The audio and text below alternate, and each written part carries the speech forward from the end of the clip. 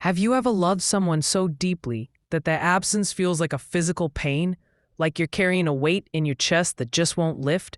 No matter how hard you try, you're not alone. Getting over someone you truly love is one of the hardest things a human being can go through. But here's the truth. There is a way through the pain, and it's backed by psychology. This video isn't just another list of random breakup tips.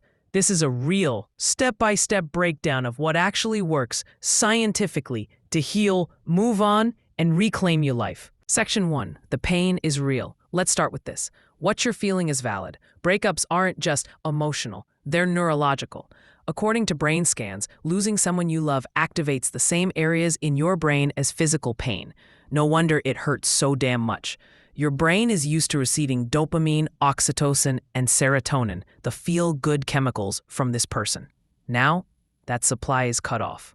You're going through literal withdrawal. It's not weakness. It's biology. So the first step in getting over someone? Forgive yourself for feeling broken. Section 2. Stop the cycle. If you want to heal, you need to interrupt the addiction loop. Just like a smoker craves nicotine, your brain craves the comfort of your ex. Even thinking about them lights up reward centers in your brain. So what do? Cut off contact. Completely. No texts, no lurking on social media, no, just checking in. It might feel brutal, but distance is the antidote. Psychologists call this stimulus control. You remove the cues that trigger emotional relapses. This isn't about being rude. It's about reclaiming your peace. Every time you resist reaching out, you're rewiring your brain for independence. Section 3. Don't romanticize the past. Let's get real. Your mind is playing tricks on you. You're not just missing the person. You're missing a version of them you created in your head. Your brain tends to edit memories, making the good times seem better and the bad times fade. This is called rosy retrospection. To move on, you have to balance the narrative. Write down the moments that made you feel neglected, misunderstood, or unhappy. This isn't to fuel anger. It's to give yourself perspective. Sometimes the idea of love keeps us stuck longer than the reality of the relationship. Section 4. Reclaim your identity. When we love deeply, we often merge our identity with the other person. We didn't just lose them. You lost a piece of yourself. But here's the beautiful part.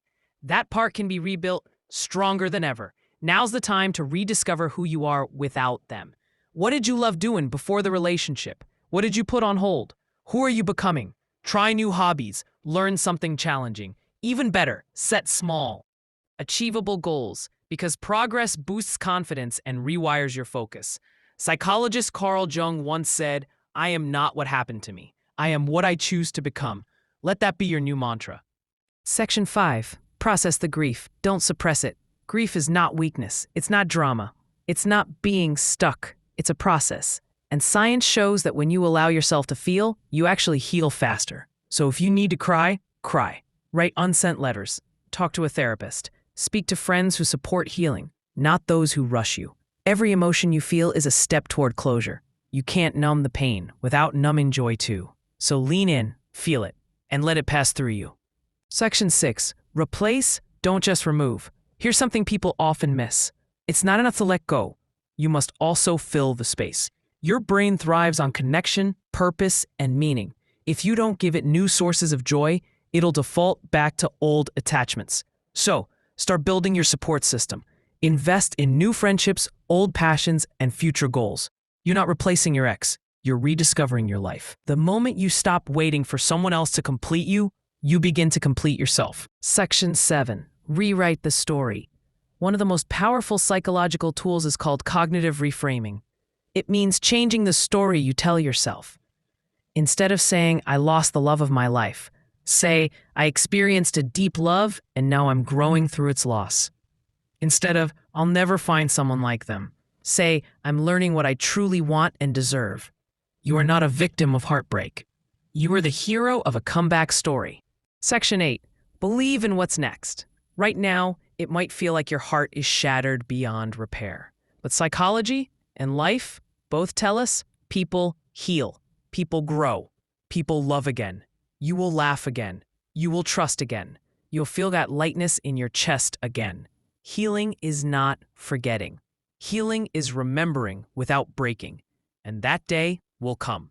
If no one's told you this yet, you are not broken.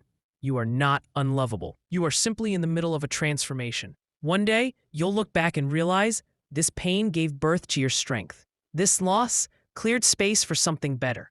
And this heartbreak, it became the moment you truly met yourself. So breathe, keep going, and trust the process, because the best chapter of your life is still unwritten.